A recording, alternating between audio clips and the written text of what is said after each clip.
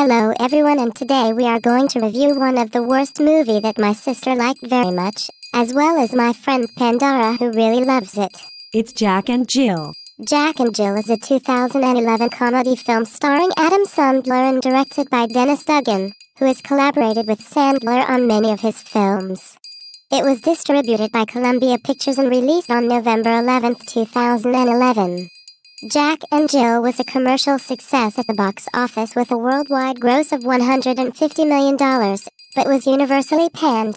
It holds a score of 3% on Rotten Tomatoes and swept every category at the 32nd Golden Raspberry Awards, a first for the Razzies.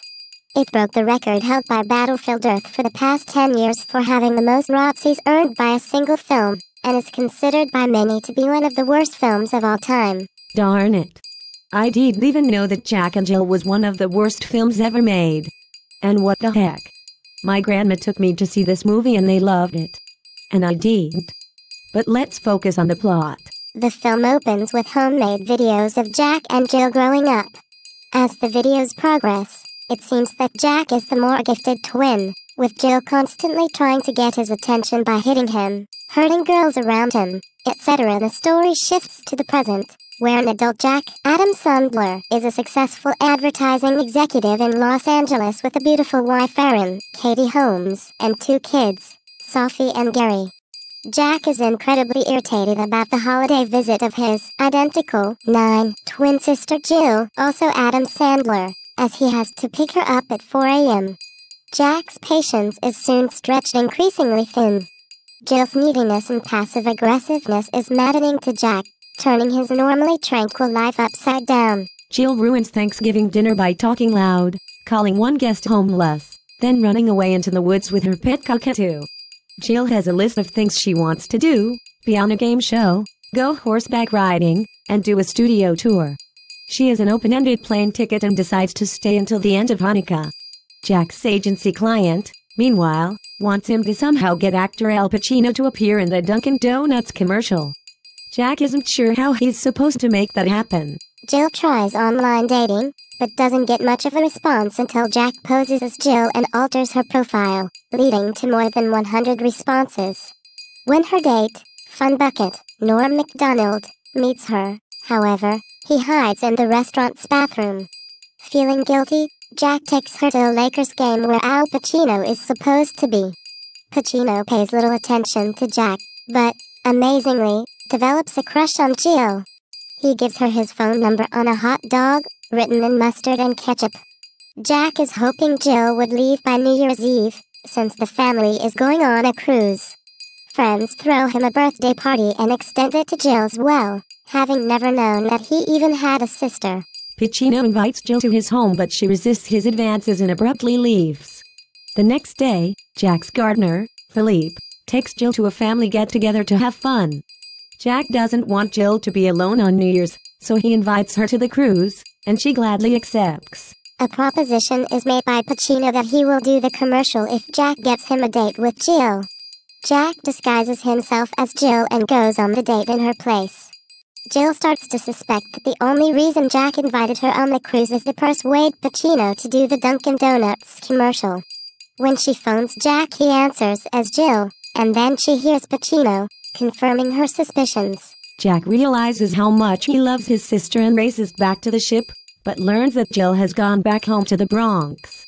At a restaurant there with a picture of the twins' deceased mother, she comes across a group of old classmates that used to make fun of her, led by Monica, David Spade. They belittle her until Jack and his family show up.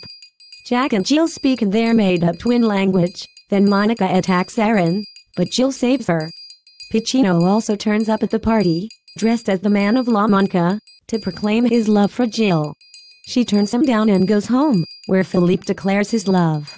She is overjoyed and embraces him. The television commercial is made, with Pacino starring and singing as he promotes a new coffee, Dunkachino, with a rap song. But when Jack shows it to him, Pacino hates it and tells him to destroy every copy. What? That doesn't make any sense. Now, we finished the plot, let's go for the reviews. Critic Armand White of City Arts/New Press caused a storm of controversy when praising Jack and Jill.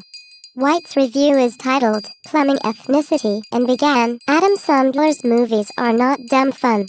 Maybe that's why they're not in critics' favor. Although CinemaScore polls showed positive reception from audiences, reporting that the average grade moviegoers gave the film was a B on an A+ to F scale and an A from audiences under age 18, 12, it was almost universally panned by critics. Review aggregator Rotten Tomatoes gives the film a score of 3% based on reviews from 100 critics, with a rating average of 2.6 out of 10.